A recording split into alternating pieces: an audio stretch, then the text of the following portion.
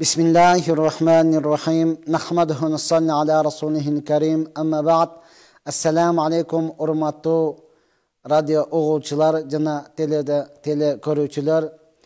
Birinçiden бүткүл alamды жок жерден жараткан, ошол заттын буйругу менен таң атып да күн баткан чыныгы жаратуучу Аллах Таалага чексиз мактоолор болсун. Жана пайгамбарыбызга жүрөгүбүздүн эң эле төрүнөн чыккан салаваттар жана саламдар болсун. Мактоо жана салаваттан кийин Аллах Таала ар бирибиздин кылган ибадатыбызды толугу менен кабыл кылып, пендечилик кылып, билип билбей кылган күнөөлөрүбүздүн бардыгын түп тамыр менен кечирген болсун. Чындыгында Аллах Таала мээримдүүлөрдүн мээримдүүсү, Аллах Таала ырайымдуулардын ырайымдуусу, Аллах Таала кечиримдүүлөрдүн кечиримдүүсү. Ушундай улуу болгон Аллах сиз менен бизди жок жерден жаратты, кычыраган күч берди, акыл эс берди, өңү түс берди, мына ушунчалык сулуулук берди. Эки дүйнөдө бактылуу болсун деп дин берди. Урматтуу радио оғучылар жана телекөрүүчүлөр, Кудай буйрса биз мына ошол ислам жана биз берүүсүнү баштадык. Бүгүн мына ошол дин туурасында, ажылык жана умра туурасында бир аз сөз кылмакчыбыз. Андыктан бир саат бою биз менен бирге болуңуздар, бизден алыстабаңыздар. Ооба, сиздер менен адаттагыдай эле мен Шарапов Бактыяржан кызматтамын. Эгерде сиздерди кызыктырган суроо бар боло турган болсо, биздин экранда чыккан номерге SMS аркылуу сурооңузду жөнөтсөңүз, албетте биз жооп берүүгө даярбыз. Жаңы кошулгандардын, жегиле бизге жаңы угаткандардын кулагына кулаксызга суроо бергенде талак маселеси боюнча суроо бербегениңиз жакшы. Анткени ал түз эфирден дегеле телефон аркылуу чечилбеген татаал маселе. Ал боюнча сурооңуз болсо, бизде муфтиятта атайын ошол фатуа бөлүмүндө окуп келген алым устаздарыбыз бар, ошолор жооп берет. Андан кийин төшөк маселеси боюнча сурабаганыңыз жакшы. Ооба, шариятта бар, улуу сөздө уят жок дегендей, акыйкат сөздө урматтуу тууган эч кандай уят жок. Сурасаңыз болот урматтуу тууган, бирок аны жекече. Анткени биздин түз эфирде канчалаган бир туугандарыбыз кыздары менен, келиндери менен дегеле уяттуу адамдар менен чогуу отуруп уголтурат. Андыктан аларды ыңгайсыз абалда калтырбайлы деп чечкенбиз. Сиздер аны туура түшүнөт деп биз толугу менен ишенебиз. Урматтуу туугандар, бүгүн мына ошол ажылык жана умра боюнча. Чынында эле урматтуу тууган, муну бүгүн биз айтуунун себеби, bizde özgöçe Kırgızstanda 4 sezon болгондугу үчүн, мына кыш келди, көпчүлүк бир туугандарыбыз муну сезон деп коет, умрага барыштын сезону. Ооба, эми кээ бир түшүнбөгөндөргө үстүртөн айтып өтөбүз урматтуу тууган. Ажылык бул фарыз, умра бул сүннөт. Ажылык кимдерге? Байларга фарыз, ал эми умра жалпы му'мин мусулман эркек аялдарга жалпысына сүннөт. А бирок барыла турган жер экөөсү бир эле. Кээ бир айтат, "Жок, мен ажылыкка барышым керек, умрага барбайм" дейт да. Негизден анан ажылыкка барайын десе, акчасы жок. Бирок мен ажылыкка барышым керек, биринчи дейт, акчасы жок. Демек умрага бара бер. Бара турган жер экөө бирдей эле. Албетте, урматтуу тууган, Мадина шаарында пайгамбар саллаллаху алейхи вассаламдын ажылыкка барсаңыз дагы Мадина шаарына пайгамбардын мечитине барасыз, Меккеде ошол Байтулла Аллахтын үйүнө барасыз. Умрага барсаңыз деле ошол жерге. Ооба, урматтуу тууган, амалдары, ибадаттары айырмасы бар урматтуу тууган. Ажылык бул фарыз. Билебиз, Аллах пайгамбар саллаллаху алейхи вассалам хадисинде айткан, ислам дини 5 устунга курулган, 5 түркүгө курулган. Ошонун бирөөсү ажылык. Kimden barıp kelүүгө күчү жете турган болсо, ажылыкка барып келиштик бул фарыз. Демек, байларга гана. Жылына бир эле жолу фарыз. Андан кийин урматтуу тууган, жылына Курбан айтта гана, Зулхижжа айынын 10-унда гана фарыз болду. Ал эми умра бул сүннөт, жалпы инсаниятка, жалпы мусулмандарга бул сүннөт. Жыл 12 ай эле. Качан, кайсы убакта баргыңыз келе турган болсо, умрага деп аттанып бара бересиз, ошол эле жерге барасыз. Ооба, бизде урматтуу тууган 4 сезон болгондугу үчүн биз салкыныракта гана барайлы дейбиз да. Ал эми башка ысык мамлекеттегилер, алар каалаган учурдан кете берет урматтуу тууган. Жайбы, жазбы, күзбү, кышпы, алар өзү ысык болгондуктан ысык жерлерге алар анча таасирленбейт. Biz урматтуу туган 4 мезгил болгондуктан жайында бизде дагы ысык болот. Ошондуктан ысыктан ысыкка барганда көпчүлүк каалабайт дагы. Мына ошол кыш мезгилинде, күз мезгилинде дегеле салкын учурунда барып келейин дейт. Ооба, бара турган жер. Элибизде, ата-бабабызда эзелтен айтылып келген сөз бар. Миң уккандан бир көргөн артыгыраак, же болбосо миң уккандан бир көргөн жакшыраак деген жер дал мына ошол Мекке, Мадина урматтаган. Ооба, бул дүйнөдө негизи сайыр, сафар кылына турган болсо, зыярат кылына турган болсо, дал мына ошол Мадинадагы пайгамбар саллаллаху алейхи мечити, ал эми Меккедеги Каабатулла, ошол деле азыр тополоң болуп, ызычуу болуп, бардыгыбыз байкот жарыялоонун аракетин кылып аткан Иерусалимдеги Байтул Акса мечити. Бул боюнча негизден өзүнчө бир тема Байтул Акса боюнча урматтаган, ал жерге дагы зыяратка барыш керек. Ал жерлерди көрүш керек урматтаган. Анан тарыхый жерлер, тарыхый жер. Эми ажылык боюнча Аллах Субхана Таала фарыз кылды байларга. Барган адамга, эгер барбаса урматтаган, байлыгы бар болсо, бул күнөөкөр болот. Бизде бара турган байларыбыз толтура урматтаган, Караң, былтыркы жылы биз таң калдык эле. 1,5 күндө эле ажылыктын квотасы толуп калыптыр.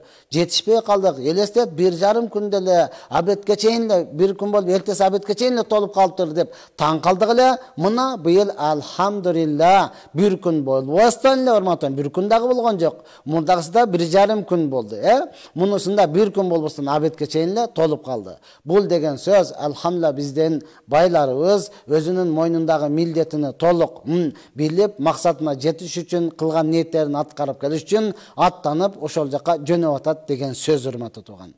Ал эми барбай турган болсоңуз албетте күнөөкөр болосуз. Бизде бара турган көпчүлүгүнүн шарттары, мүмкүнчүлүгү бар. Бирок көпчүлүгү урматтуу туган динден сырткаркы нерсени ойлонуп туруп корко беришет. Эгер барып келишсек бизде ажылыкка $3,500 боло турган болсо, келгенден кийин андан дагы көп кетет экен. Неге той кылыш керек экен? Айланып кетейин. Той кылыш, бир дагы той кылыш милдеттүү эмес.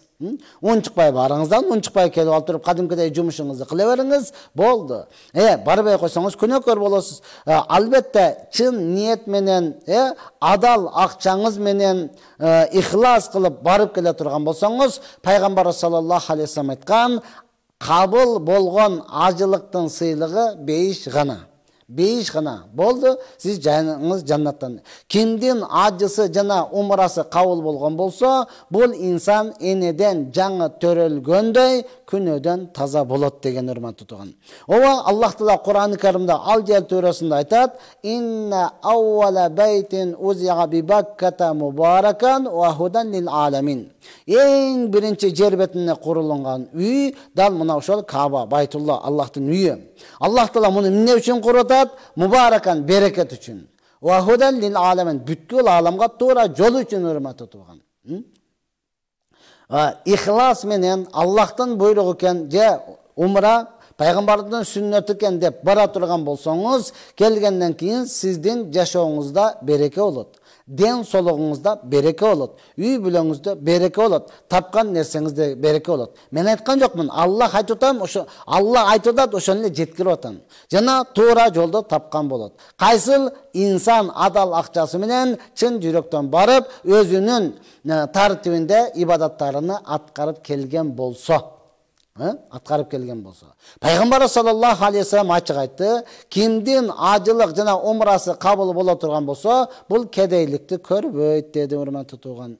Элибизде, ата-бабабызда эзелтен сөз бар. Барбаганга бир арман, баргандарга 1000 арман депчи. Барбаган бир туугандарыбыз азыр бир эле арманы, ниет кылып эле, максат кылып ошол жака барып келсем экен деп эле, машалла жыйын терини кылып, тапкан түшүмүнү топтоп, бир эле ниет барып келсем дегенчи. Ал эми барып келгендерге 1000 арман. Ошондуктан барбаган адамдар барбай туруп, көрбөй туруп, барып келген адамдарга сын такканы мына ошондон болот урматтуу. Бир эле барса болдунда, кайра бара береби, эмне эле ал жака акчаңды иштетип атасың деп элечи. Неге? Ал барган эмес урматтуу туган. Ошондуктан ал адам түшүнбөйт. Ооба, барып келгендер урматтуу, бир барып келип эле уктагандан кийин түшүңүзгө Байтулла кирген болсо, Уктап турганыңызда эле же болсо муктаңызда түшүңүздө ошол Алла пайгамбар саллаллаху алейхи вассаламды зыярат кылып, ошол жерде намаз окуп атканыңыз түшүңүзгө киргенде эле кантип кетип калганын өзү деле билбей калат да. Мына ошондуктан урматтуу туган, бул бара турган жерлер. Ар бирөөбүз машалла ниет менен, максат менен кылып атат урматтуу туган. Кээ бирөөлөр эми барбай туруп сын тагы беришет. Ошого баргандан көрө мына кыйналып аткандарга жардам бербейби? Ошол жакка баргандан көрө бул жакты мындай кылып кой, бүтүрүп койбойбу? Айланып атат, жардам дагы берип атат, бүтүрүп дагы атат. Эми жалпы инсаниятка биз айтабыз, ооба, мына кыш келе жатат урматтуу туган, кыйналгандарга көмүрүнү, канча айдан бери эт жебегендер бар, этини, продуктасын алып бериң деп атабыз. Өзүбүз колубуздан келишинче аны дагы берип атабыз урматтуу туган. Жана ажылык умрага барып келгендер аны берип атат урматтуу туган. Дагы анын жашоосунда береке болгондуктан ал экинчи ирет, үчүнчү ирет, төртүнчү ирет дагы барып келүүнү ниет кылып, дагы барып келип жаткан учуру Аллах Таала жалпыңыздардан кабыл кылсын урматтуу туган. Албетте эми негизиден Чубак устазыбыз айтып кетет эле, айткан сөзү бар эле. Ушул ажылыкка дегеле умрага баруу менин колумда болгондо, анда мен ар бир адамды жок дегенде 5 мал намазын окуп туруп, 3 күндүк даватка чыгып келип туруп, анан барсын дейт элем деген сөзү бар. Акыйкатта да мына ушундай урматтуу туган. Бара турган адам чынында эле бул жактан жеке тазаланып, намаздарыны баштап, жок дегенде Куранды ачып, окуганды үйрөнүп, 3 күндүк даватка чыгып, бир аз күндү кандай өткөрүш керек, убакытты кандай өткөрүш керек, китеп окуганды карап, үйрөнүп, андан кийин бара турган болсо, урматтуу туган, анда бул ошол барган максаттарын аткара алат. Канча күнгө барган болсо, ошол күндөрүнү текке кетирбестен пайда ала алат. Ал эми кээ бир туугандарыбыз бар, өзү бай эмес, бирок баласы бай болгондуктан ата-энемди биринчи жөнөтөйүн, жакшы ниет менен, биринчи ата-энем барып келсин деп адептүүлүк кылып, ата-энемден мурда мен барып алсам болбойт экен деп адептүүлүк, адебини сактап, ата-энесин жөнөтүп атат урматтуу туган. Ошондон ата-энелер бул кадырыны, мунун кадырын билип калыңыз, мунун кадырлап калыңыз. Кадырлап калыңыз. Балдарыңыз, кыздарыңыз ушунчалык жакшы ниетте, биз дагы элдин атасындай кылып атабызды кызмат кылайлы, элдин апасындай кылып апабызды алып барып келейли десе, көнбөй жаткан кээ бир ата-энелер бар да. Көнбөй жаткан, жок ал жака барып мен эмне кылам? Айланып кетейин, эмне кылат элеңиз? Ибадат кыласыз, ошол балдарыңызга, ошол кыздарыңызга ыйлап дуа кыласыз, Аллахтан сурайсыз. Пайгамбар саллаллаху алейхи вассалам айткан, ата-эненин баласына кылган дуасы пайгамбарлардын үммөтүнө кылган дуасындай кабыл болот деген урматтуу туган. Барып эмне кыласыз? Ошолорго дуа кыласыз, бата кылып, элибизге, жерибизге, мамлекетибизге ынтымак, достук, тынчтык, биримдикти сурап туруп, дуа кылып келесиз урматтуу туган. Урматтуу тугандар, биз ислам жана биз берүүсүндө, ошондой эле насихат радиосунда түз эфирдебиз. Эгерде сиздерди кызыктырган суроо бар боло турган болсо, эфирдеги номерге сурооңуздарды SMS аркылуу калтырсаңыздар, албетте биз жооп берүүгө даярбыз урматтуу туган. Дагы жаңы кошулгандардын кулагына кулак сырга, талак маселесинде суроо бербегениңиз жакшы, анткени ал бул түз эфирден чечилбейт, татаал маселе. Ошол эле учурда төшөк маселесинде суроо бербегениңиз жакшы. Эгер берсеңиз дагы бизге анын ага жооп берилбейт, андыктан таарынбаңыз, туура түшүнүңүз. Башка шариат маселелери толтура, мына күн салкындап калды, дааратты кандай алышыбыз керек, ден соолугубузду кандай карашыбыз керек, булар боюнча дагы фикый маселе болгондуктан урматтуу туган, сурасаңыздар биз жооп берүүгө даярбыз. Кийинки эфирлерибизде Кудай буйрса өзгөчө тема кылып алып чыгууга дагы даярбыз. Биздин алгачкы сурообуз келип жетти урматтуу туган. Ошолорго жооп берүүнү баштайлы. Ассаламу алейкум. Бизде бир кошуна бар. Биз ага эч жамандык кылбайбыз, бирок ал бизге дайыма жамандык кылат. Мен аны менен катташпай, сүйлөбөй койдум. Ошол кылганым туура болобу же туура болбойбу дейт. Туура болбойт. Тууганчылык катташуу же болсо кошуналык катташуу деген сөз мына ошол кимди айтат? Ошол жамандык кылган, сиз менен үзүп койгон менен катташууну ошол тууганчылык катташуу дейт да. Кошуналык баарлашуу дейт. Ооба, алыскы туугандан жакынкы кошуна артык деп бизге айтылган. Пайгамбарыбыз саллаллаху алейхи ва салламга кошунага жакшылык кылуу боюнча Жабраил периште ушунчалык көп насаат айткан. Насааттын ушунчалык көптүгүдөн пайгамбарыбыз ойлоп калат эле, жакында мага кошунам дагы мураскор болот окшойт деп.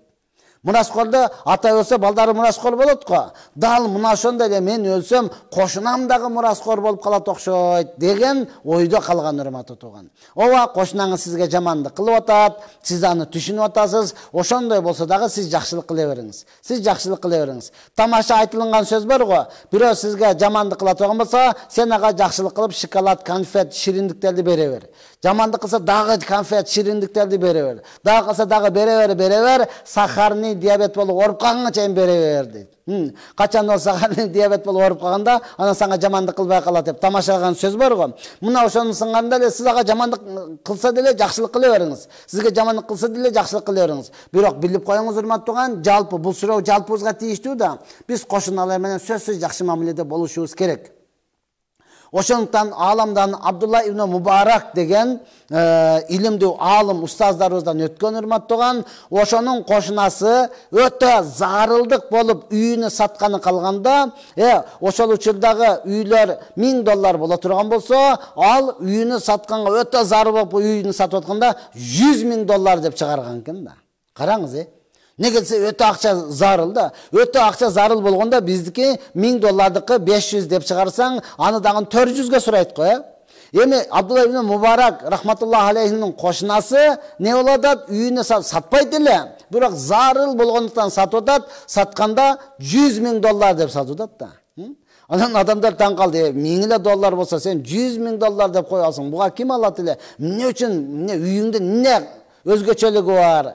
Үйүңдүн эмне алтын менен салгансыңбы, күмүш менен салгансыңбы, бир кирпичи алтын, бир кирпичи күмүшпү дегенде айткан, жок, менин үйүм кадимкидей эле жөнөкөй эле үй. Бирок Абдулла ибн Мубарак менин кошунам болот дегенде урматтууган. Ошондон элибизде дагы жакшы сөз бар, конуш албай кошуна ал дегенчи. Чынында эле кошуналы менен жакшы мамиледе болуш керек. Аллах таала ошол кошунаңызга дагы иманына күч-кубат берип, сиздердин калдыңыздарга жетип, сиздер менен жакшы мамиледе болушуну Алла таала өзү насип кылсын. Ага чейин сиз өзүңүз жакшы мамиле кыла бериңиз.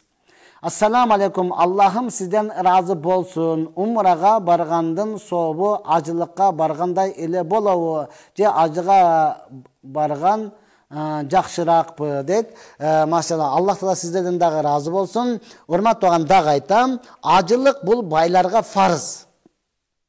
Эгер сизде байлыгыңыз жетиштүү болсо, милдеттүү түрдө ажылыкка барасыз. Ажылык ал фарз урматтууган, анын сообу жогору турат. Анын амалдары дагы бийик турат урматтуу тууган. Ал эми умра бул сүннөт.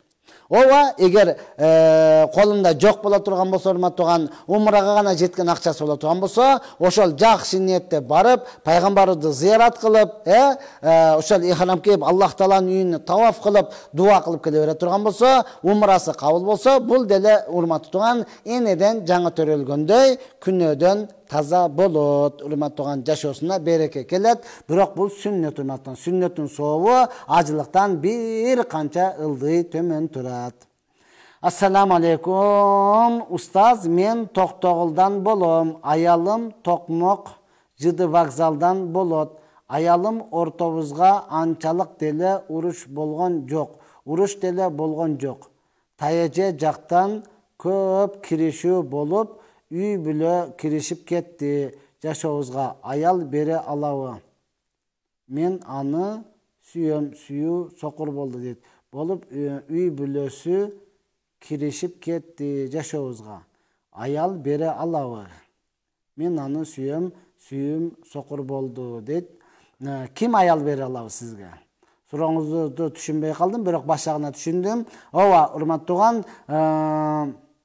жакшы болсо, сиз деген ошого татыктуу болсоңуз, урматтуу тууган, эмне үчүн аялыңыз бирөөнүн сөзүгө кийлигиш керек, бирөөнүн сөзүгө кириш керек да, ушундай экен деп. Сиз менен жашап атабы, урматтуу тууган, сиз аялыңыздын жүрөгүн мына колуңуздун 5 жөнтең тыгып ала турган болсоңуз, ал эч кимдин сөзүнө кирбейт. Siz özünüz kandaydır bir жагдан алсызсыз, жөн эле куру эле сүйөм дей бере турган болсоңуз, урматтуу тууган, андан айтат, койчу, сүйөм дегенин эч бир далили жок. Үйдө эле путун көтөрүп алып жатасың.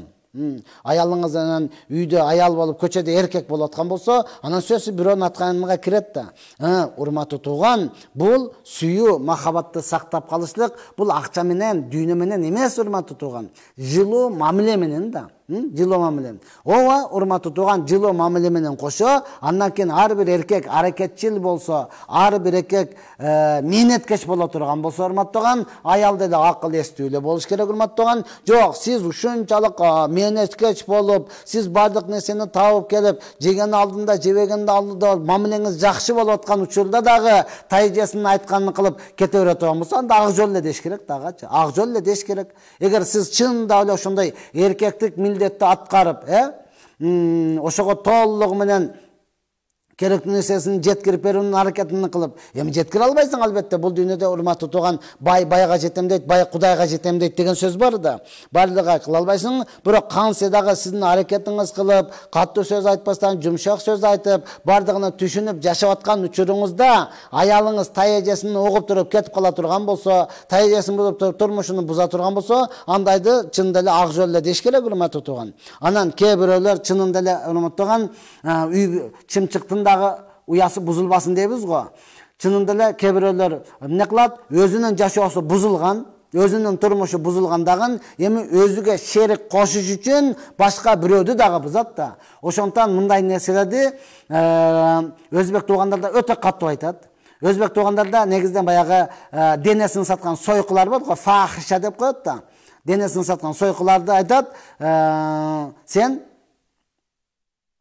сойко, сойко. Анан бирөөнүн турмушуну бузган, мына ошо сойкудан дагы жаман дейт да. Анткени сойко болсо, ал өзүнүн күн көрүш үчүн денесин сатып атат. Сен болсо күн көрүп жаткан адамдарды дагы бузуп атасың депчи.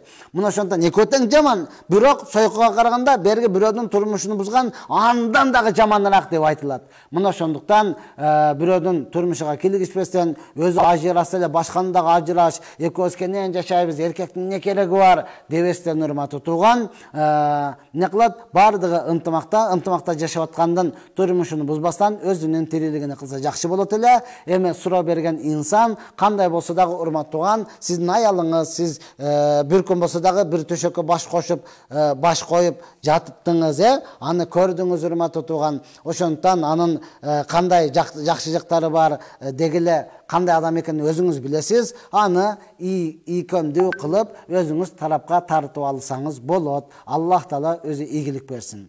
Ассаламу алейкум устаз. Eski Kur'anlardın barakları var, jana özüz жазып үйрөнгөндө eski depterler var. Аябай eskirip кеткен. Ошолорду эмне кылса болот дейт. Аларды урматтууган топ туруп, бир идишке саластан тазик, же болсо бир жакшы тегиз жерге топтоп туруп күйгүзөсүз, күлүнү эч ким баспаган жерге көмүп коесуз. Мына ушундай, урматтууган. Ооба, биз деле кичине өзде хадистерди жазганбыз.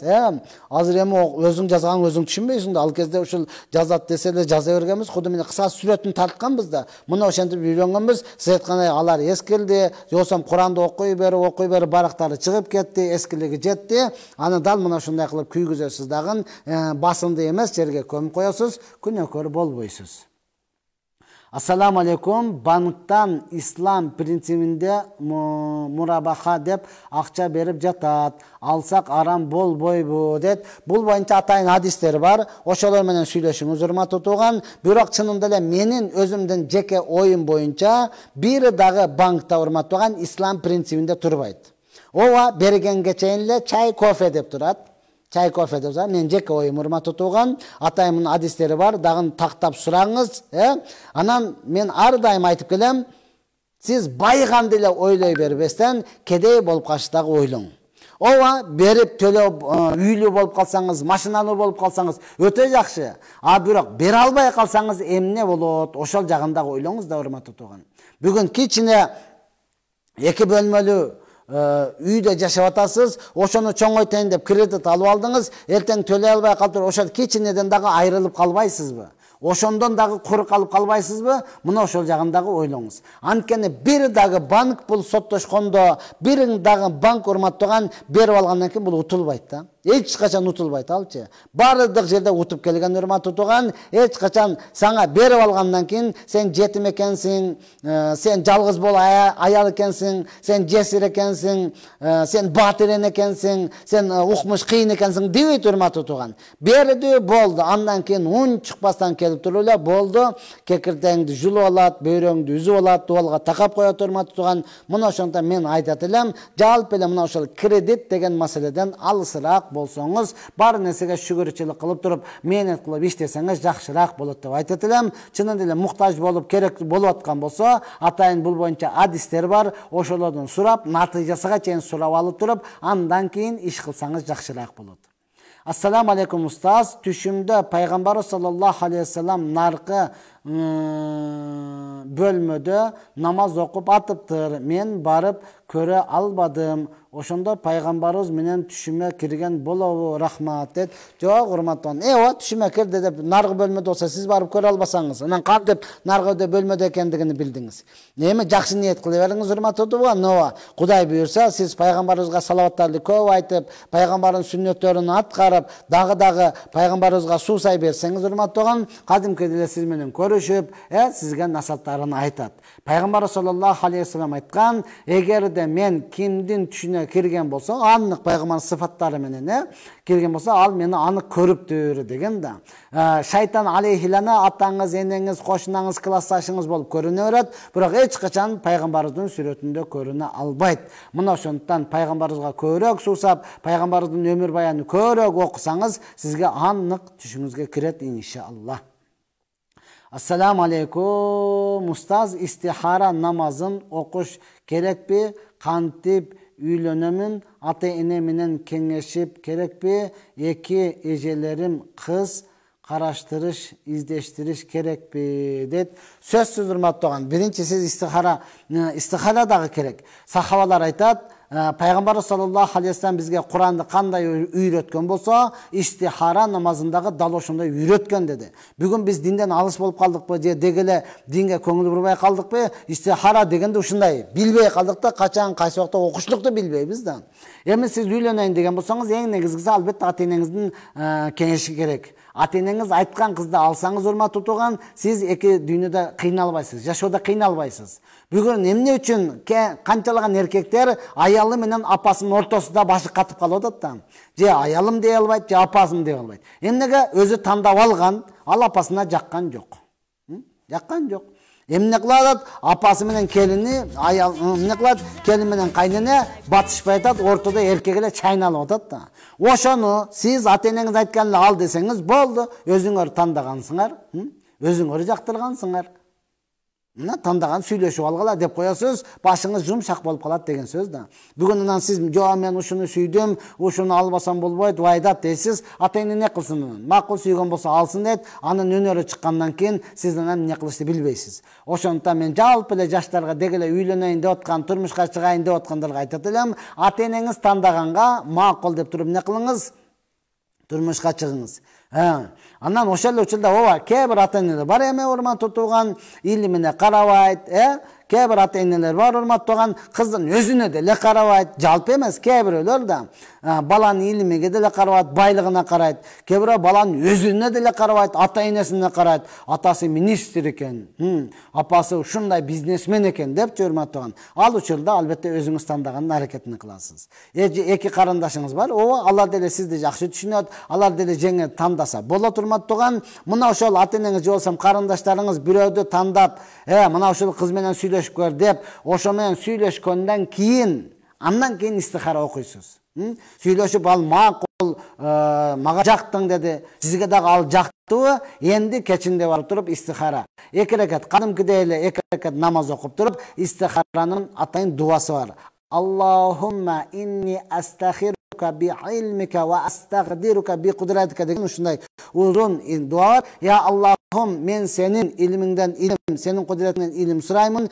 Мен билбеген нерсени сен билесиң. Эгер ушул kızdı alsam, men bul dünya ahiretimde baktulu bolup senin ökümlörüңdü atkarıp yaşay alamбы? Eger ökümlörüңdü atkarıp yaşay ala turgan bolsam, meni bul kızga jakın kıl, al kızды maga jakın kılgın dep дуа кыласыз. Эгер Аллахтын өкүмүн аткарып жашай албай турган болсом, мени ал кызды менден алыс кылын деп дуа кыласыз, урматтуу туган. Мына ошентип 3 күн окуйсуз кемиде. Албетте 7 күн окусаңыз дагы болот. Түш көрүшүң шарт эмес. Эгер түш көргөн болсоңуз, аппак же болбосо жашыл түш көргөн болсоңуз, анда ойлонбостон, коркпостон ошол кызды алуунун аракетин кыласыз. Жок, капкара же болбосо кыпкызыл түш көрсөңүз, болду, ал кыз менен сүйлөшүүнү токтотосуз. Кызыгууну дагы токтотосуз. Андан түш көрүш шарт эмес, урматтуу туган. Ошол кыз менен сүйлөшкүңүз деле келип, ошол менен үйлөнгөнгө эле жакын боло бере турган болсоңуз, анда ойлонбостон алсаңыз болот. Истихаранын тартиби дал мына ушундай. Ассаламу алейкум устаз, мен сизге суроом мындай. Менин жолдошум ооруп жатат. Инсульт алып калды. Өзү 55 жашта. Анан бирөөлөр айтат, күчтүү молдо болсо, оорусун мага оодарып окуйт дейт. Ушул туурабы же болбогон нерсеби? Алла разы болсун дейт. Амин я раббал аламин. Алла шифа берсин жолдошуңузга. Ал болбогон нерсе. Бул көз ачыктарда бар нерсе да. Көз ачыктар бая бакчылар тоок алып келсең, мунун оорусуну тоокка көчүрмө кылып коям, оодарып коям. Же болсом кой алып келсең, анын оорусуну койго өткөрүп коям депчи. Болбогон нерсе. Ошентип эле сиздин акчаңызды, тапкан нерсеңизди алып жегиси келет, урматтуу туган. Кээ бир адамдар мына ушундай. Бир адам кыйналган учурда ага жардам берейин, кичине салым кошуп калайын дебейт дагы, балким өлгөндүн үстүгө көмгөн кылып, кыйналгандын үстүгө дагы кыйнайт да. Байкоч эптеп акчасын жеп келип аткан болсо, ошону деле алгысы келет да. Ошону деле алгысы келет. Жок болсо, карызга болсо дагы алдырып алгысы келет. Жок, урматтуу, андай болбойт. Ооба, албетте илимдүү устаздарыбыз, каарыларыбыз толтура, ошолго дем салдырыңыз, урматтуу туган. Анан жакшы сөз айтып, жакшы сүйлөй бере турган болсо, жылуу сөз жан эргитет дейт. Ооба, сен айыгасың, Кудай буйрса сен жакшы болуп кетесиң.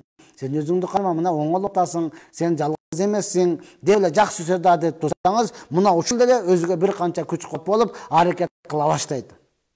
Өлдүң эми, калдың, дагы качан жатат экенсиң? Врач не деди?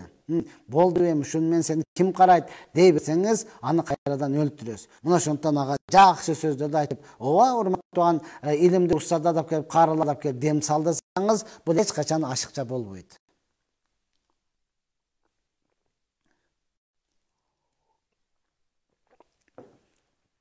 Ассаламу алейкум устаз. Шершемби күнү умай энелерге деп тамак бышырып кошуналарга таратса болобу? Жок, урматтуу туган, андай нерсе жок. Ооба да, эми бул баягы эски учурларда союз бышырган, жаңы бузулган учурларда каяка барышыбызды билбей, алапайыбызды таппай аткан учурларыбызда каарыган чоң элелерибиз ушундай кылып эле бир нерсе кылып, Аллах Таалага жакындагысы келе берет эле да. Мындан максат ошол кошуналарга берип, кичине сооп тапсам эле деген жол да. Биздин ата-аналарыбыз ушундай таза табият болгондон эзелтен эле сооп иштерди көбүрөөк кылган өзүчө. Бирок багыты туура эмес болгон да. Багыты пейшемби күнү анан ошол умай эне, анан башка деп элечи. Жок, урматтуу туган, андай нерсени кылсаңыз шариатта ширк болуп калат. Бизде кадимкиден Алланын ыраазычылыгы үчүн, садака болуш үчүн, мына ошондой кошуналар менен жакшы мамиледе болуш үчүн деп туруп тамак бышырып бере турган болсоңуз, мына ошол нерсе чыныгы шариатка ылайыктуу сооп болот. Анан умай эне деп, анан бизде пайшембилик деген нерсе бар, өзгөчө баткенде, урматтуу туган. Пайшемби күнү өлгөн адамдарга тамак кылып Куран окуйт, рухтар, арбактар келет экен, эшиктин алдында күтүп турат экен деп эле бир нерсени айтып беришет да. Бул нерсе шариатта жок.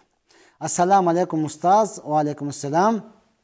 Бизге кийинки суроону берип койсоңуз, иншалла биз жооп берүүгө даярбыз. Устаз, менин кайын энем күн бербейт. 2 жылдан бери эми боюмда болду. Сен тубайсың дейт эле, азыр эми боюмда бар, эми тубалбай өл, ичиңдеги өлсүн дейт. Ошол каргыш тиеби же тийбейби дейт. Ал каргыш тийиши деле мүмкүн. Качанда сиз кайненеңизди адам катарында көрбөстөн, күйөөңүзгө баш ийбестен, күйөөңүздүн кызматын кылбастан, кайненеңизди кенебестен каалагандай көчөгө чыгып кетип, каалаган нерсеңизди күйөөңүзгө алдыртып жеп, каалагандай жашаган болсоңуз, анда кайненеңиздин каргышы тиет.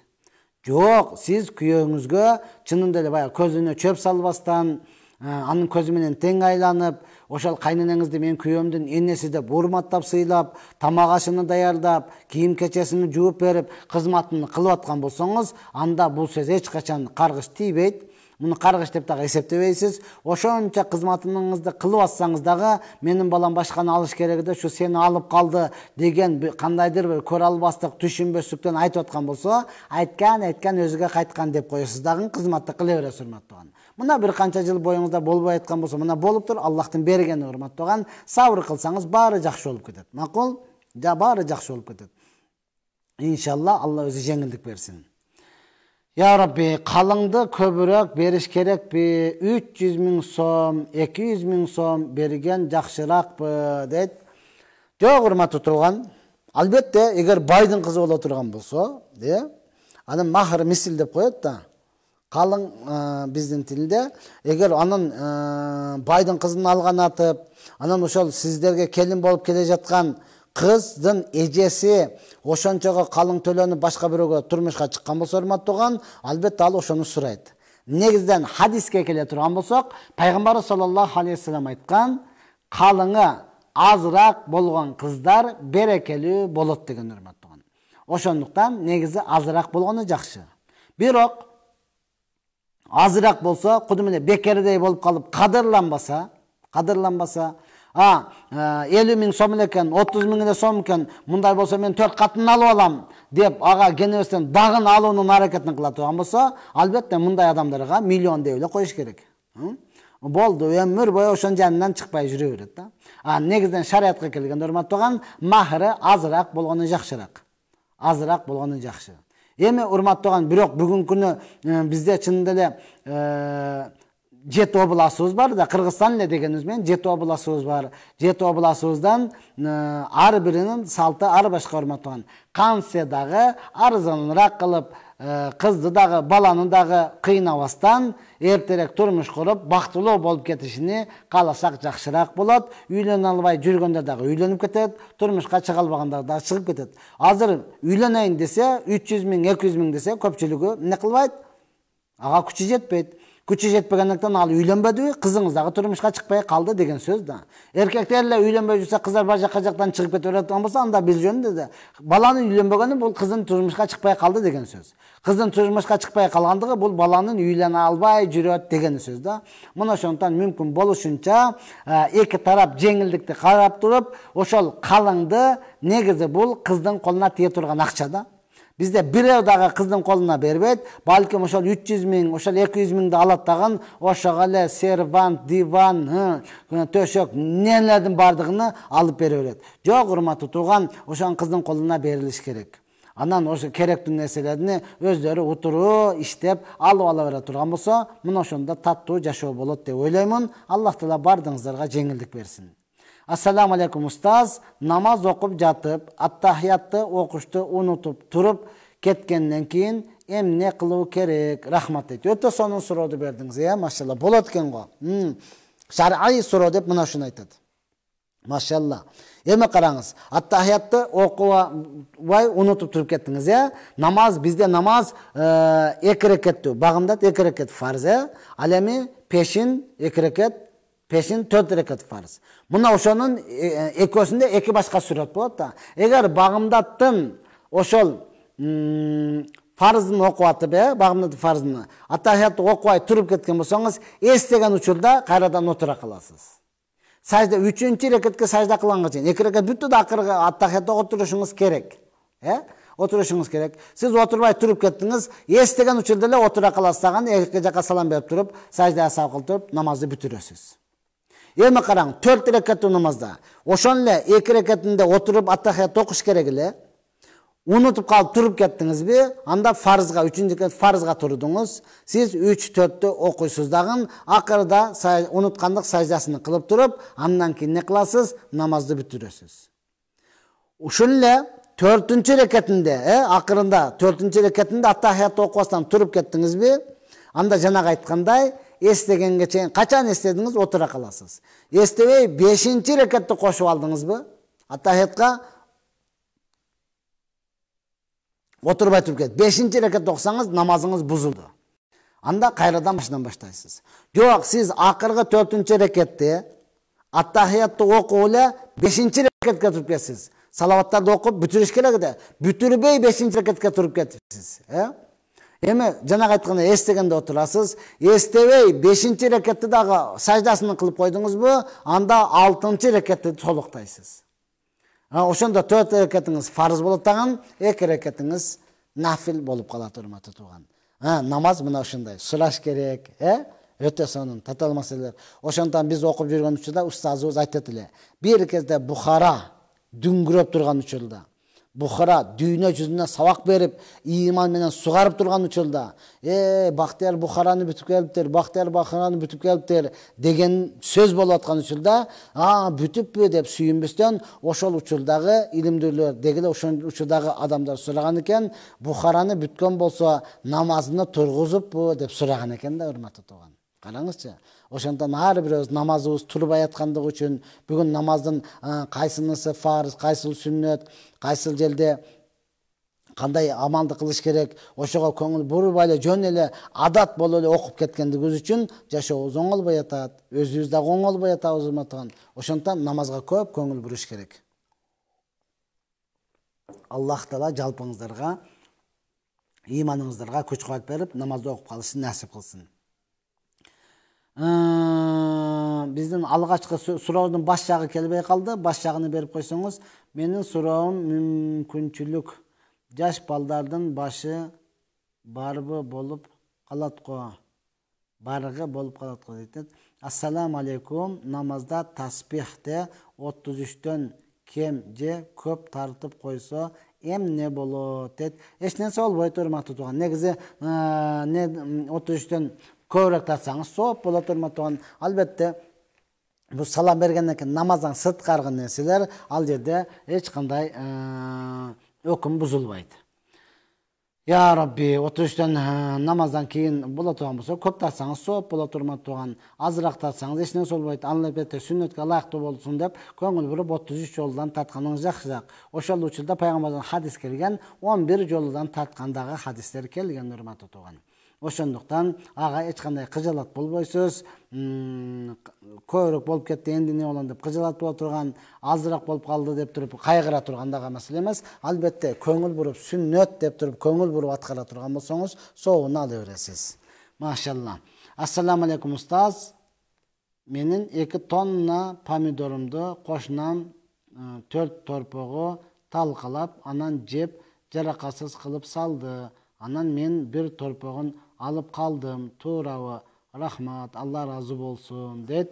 Менин 2 тонна торпогумду, помидоруңузду кошунан 2 тонна помидоруңузду эсептегенде акчасы канча болот эле? Бул бир. Экинчиден 2 тоннанын бардыгын талкалаган жок да, туурабы? Талкалагандан калганы канча калды? Анан талкалаганы канча болду? 2 тоннанын бардыгын талкалап, анын баасы чынында эле ошол торпоктун баасына туура келген болсо, анда сиз аны алып калганыңыз туура. Жок, урматтуу тууган, ага туура келбейт. Арзаныраак болуп калган болсо, балким же кымбатыраак болуп калган болсо, урматтуу тууган, эгер помидоруңуз кымбатыраак болуп, макул эми кошуна экенбиз, сен дагы күйбө, мен дагы күйбөйүн, өгүз өлбөсүн, араба сынбасын, бирөөнү бери разы болойлу деп разы болгон болсоңуз, өтө жакшы. Өтө жакшы. Бул коңшуналык милдет. Чынында элечи. Анан негизден жок, помидоруңуз ага туура келбестен арзаныраак болуп, торпогу кымбатыраак болуп кала турган болсо, анда сиз анан не кылышыңыз керек? Торпогуну сатып туруп, өзүңүздүн керектүү акчасын алышыңыз керек дагы, анын калган акчасын кайтарып беришиңиз керек. Жок, албетте туура мен карабай калыптырмын, ушундай болуп калды, кошуна мана бирөөсүн ал ыраазымын мен дей турган болсо, анда өтө сонун. Өтө сонун. Кандай болсо да урматтаган ыраазычылыкты алыш керек. Ассаламу алейкум устаз. Аялым тапканыма разы болбой койду. Эмне кылам? Кетип калды. Балдарымды кайненеме бактырып атам, иштесин деп окуткан жумушунда эркектер менен Tort, anan keyingisi. Tuğulgan gün tosot buken deydi. Tort gen be. Assalamu alaikum ustaz. Ayalım tapkanıma razı bolbay koydu. Emne kılam. Ketip kaldı. Baldarımdı kaynenime baktırıp atam. İştesin dep okutkan cumuşunda erkekleriminin tuğulgan gün tosot deydi. Ya Rabbi. Mına uşunday da urmatı tuğan. Adamlar tatlı sonun jaşosunu bolboğun arzuagan düğünü üçün ne kılat? Talqalap alıp atat. Ayalыңыз azı düşünbeyt, keyin düşünöt, arman kılat, bирок keç bola urmatı tuğan, negizden urmatı tuğan. Çının dile baraga şükür kılıp, jokka sabır kılıp, barına şükür kılıp jaşay tuğan bolsa, azыр ötө sonun zamanda jaşap atabыз. Ушул жашоого дагы шүгүрчүлүк кылбай турган болсо, анда эч нерсе дей албайбыз. Аллах таала иманына күч-кубат берсин. Макул балдарыңызды кайненеңизге бактырып аткан болсоңуз, карап туруңуз, биротола өчөшүп, баягы битине өчөшүп, кийимин өрттөптүр дегендей кылып, аялыңызга өчөшүп, сиз дагы аларды биротола таштап койбостон, карап тура бериңиз, буюрса баары жакшы болот. Ассаламу алейкум ва рахматуллахи баракатуху. Шыпыргычты тике тургузуп койсо болбойт. Тырнакты караңгыда алса болбойт жана башка ушул сыяктууларды угуп калабыз. Ушулар туура. Жок, урматтаган эч кандай туура эмес. Эч кандай туура эмес. Мурда урматтаган азыргыдай тырмак алгандын дагы шарты жок болгон да. Шарты жок болгон.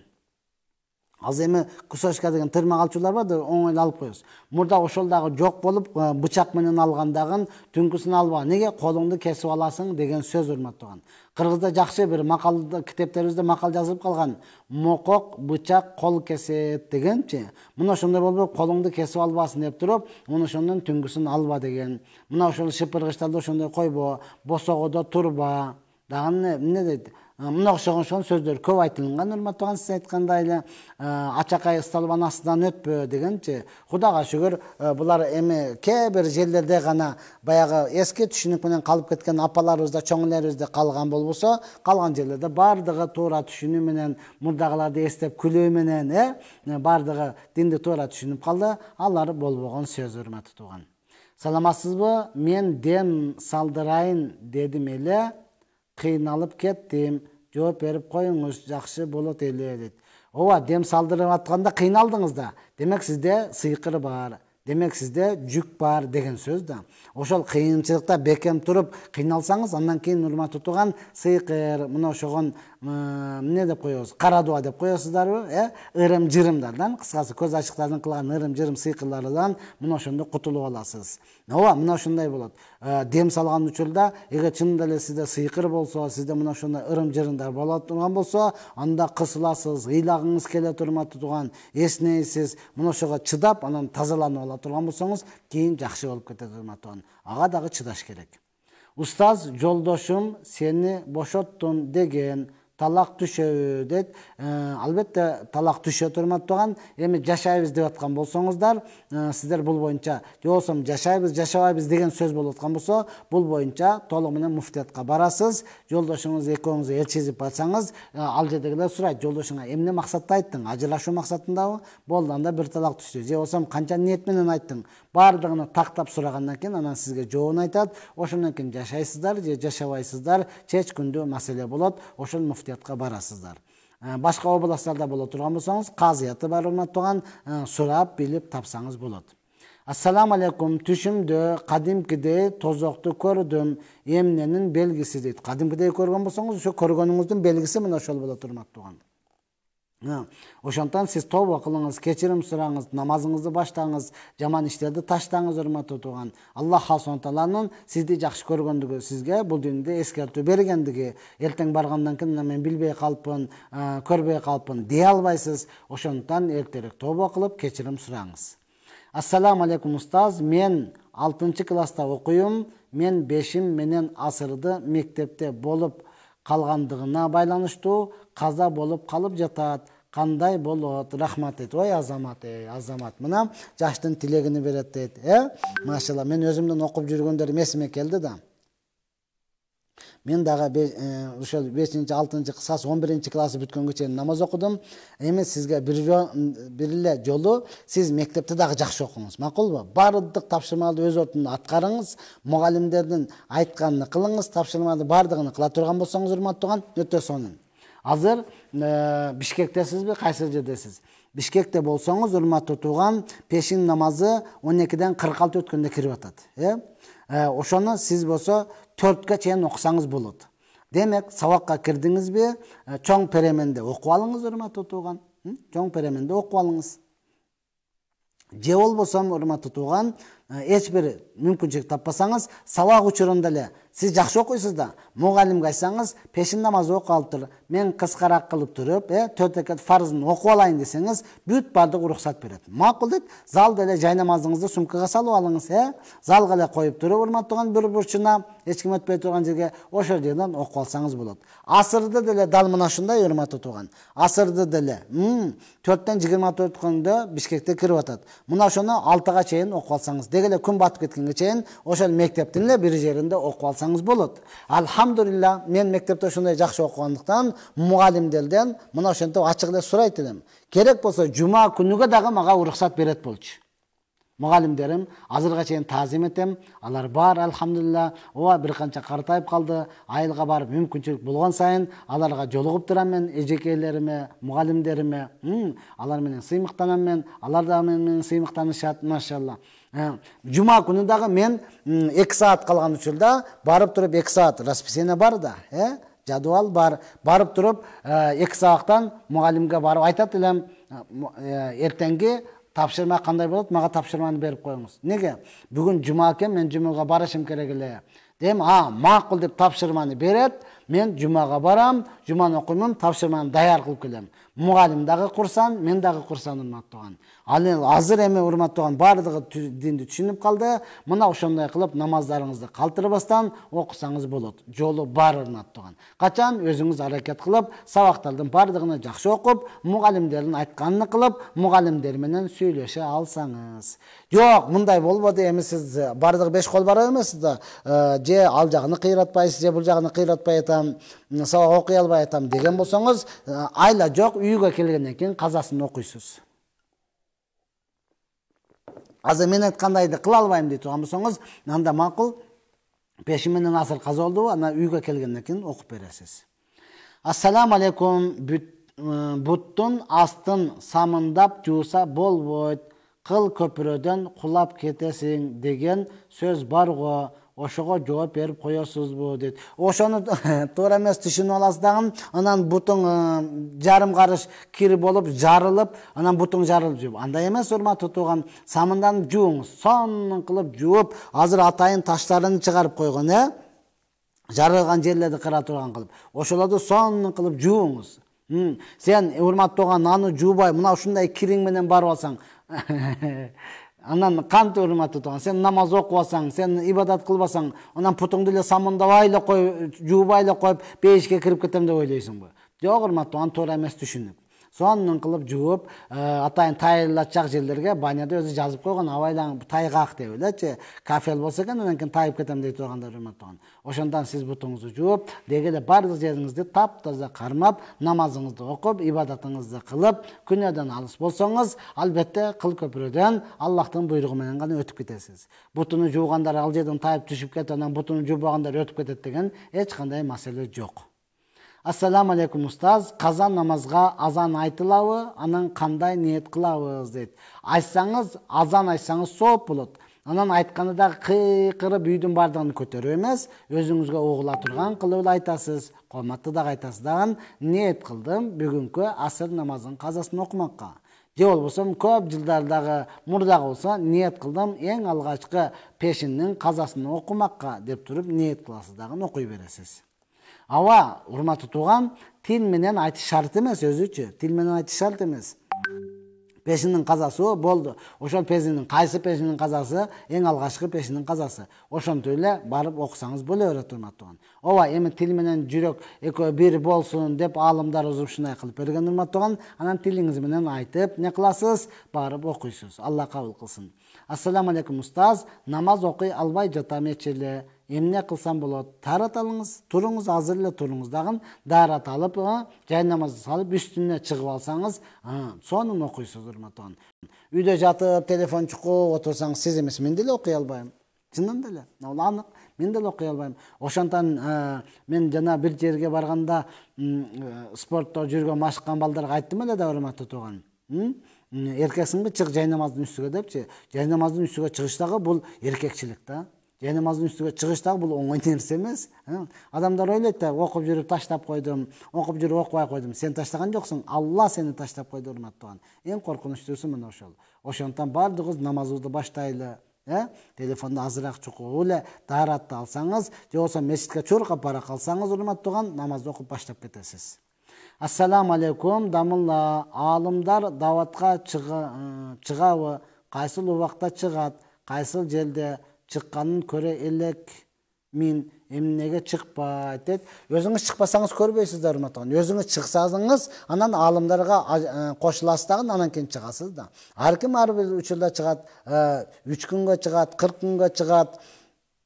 Машалла, биз агыргөндөн быйыл мен өзүм, Майрамбек, Толкун, Дүйше деген 4 намыла биригип туруп эмне кылдык? Кыргызстанда өзүбүздүн окуучуларыбызды практикага 40 күнгө жөнөттүк эле, өзүбүз да 40 күнгө чыгып туруп, ошонун толугу менен кабар алып келдик, урматтуу. Демек, мен дагы сизди көргөн жокмун. Сиз демек мени көрбөпсүз, урматтуу. Сиз барсаңыз анан көрөсүз да, Керек болсо биздин устаздарыбыз дагы чыгат, урматтуу. Анан сиз бир эле мечиттеги чыкпаган адамды көрүп алып, бир эле баягы илиминин тайыздыгынан бул дават жок деген адамды көрүп алып, даватка чыкпай эле кой деген адамды көрүп алып эле неге чыкпайт? Демек, бул чыкпайт экен деп эле атасыз да, урматтуу тууган. Бардыгы ошол аалымдарыбыз, ошол устаздарыбыз даватка чыккандыгы үчүн, өздөрү дават кылгандыгы үчүн, анан мамлекетибизде, анан элибизде даватчылар көбөйүп, урматтуу тууган, ичкендер, чеккендер азайып, анан эмне болуп атат? Тынчтык болуп жатат, урматтуу тууган. Анан мурдагыдай тономой жоголду, мурдагыдай тентектер азайды. Эмне? Ошол устаздарыбыз, ошол аалымдарыбыз даватыны тынбай, үзгүлтүксүз берип, агартуу иштерин жүргүзгөндүгү үчүн. Сиз өзүңүз үйдө жатып алып, мен көрбөй атам го десеңиз, мен деле сизди көрбөй атам, урматтуу. Сизди деле калган устаздар, аалымдар көрбөй атат. Демек, сиз мечитке барбайсыз, алардын баяндарын укпайсыз, алардын чогулушуна катышпайсыз. Андан кийин мына ошентип сын айтасыз. Ошондуктан сиз дагы мечитке барыңыз, даватка чыгыңыз, көрөсүз. Ар бир ай сайын 3 күнгө чыккандар бар, жыл сайын 40 күн бергендер бар. Азыр мисалы Нокатта Аззамжан деген дамылабыз. Азыр Нокаттагы биздин Аззамжан деген дамылабыз 4 айда даватта жүрөт азыр. Мен кече 3 күн болуп калды. Жаңыда мына Арашанга келиптир. Койташтын жанындагы Арашан бар го. Жаңы баштады ошол жерден. Аззамжан дамыла 4 айга чыкты. Ошол жакта жүрөт. Барсаңыз көрөсүз. Ассаламу алейкум, устаз. Жума күнү эркектер жума намазын окуп бүткөндөн кийин анан аялдар пешинди окушабы? Азан айтылгандан кийин аялдар дагы пешинди окуй берсе болобу дейт. Ооба, азан айтылгандан кийин, убакыты киргенден кийин аялдар үйдө пешинди окуй берсе боло берет. Пешинди окуй берсин үйүндө. Ал эркектерге, урматтуу, эгер центральный мечиттеде болуп, аялдарга дагы бир бөлмө коюлган болсо, аялдарга дагы атайын дайындалган жер болсо, эгер мен дагы жумага барам деп аялдар барган болсо, ал дагы пешинин ордуга өтө берет. Жок, жалпысынан аялдар үйдө да, үйдө пешинди окуй берсин, урматтуу. Ассаламу алейкум, устаз. Ата эненин жана бала чакамын өмүрүн тилеп дуа кылып коюңчу, рахмат дейт. Аллах субхана таала ата энеңиздин, балдарыңыздын өмүрүнө береке берсин, үй бүлөңүздөргө тынчтык берсин, ортоңуздарга береке берсин. Жалпы эле Кыргызстаныбыз, жалпы эле муъмин мусулмандарды Аллах таала жакшыдан кем кылбасын, жамандарга тең кылбасын. Жараткан сен жамадан Аллах таала өзү сактасын. Аллах таала ар бирибиздин машруп болгон иштерибизге ийгилик, тапкан нерселерге береке, үй бүлөбүзгө тынчылык берсин. Аллах субхана таала элибизге, желибизге, мамлекетибизге ынтымак, достук, биримдик берсин. Урматтуу, мына ошентип биздин бүгүнкү эфирибиз дагы аяктады. Аллах субхана таала жалпыңыздардын тапкан тергендериңиздерди ажылыкка, умрага, жетимге, жесирге, мечитке, медресеге иштетишин насип кылсын. Ва ахиру дa'wana алхамдулиллахи rabbil alamin. Ассаламу алейкум ва рахматуллахи ва баракатух.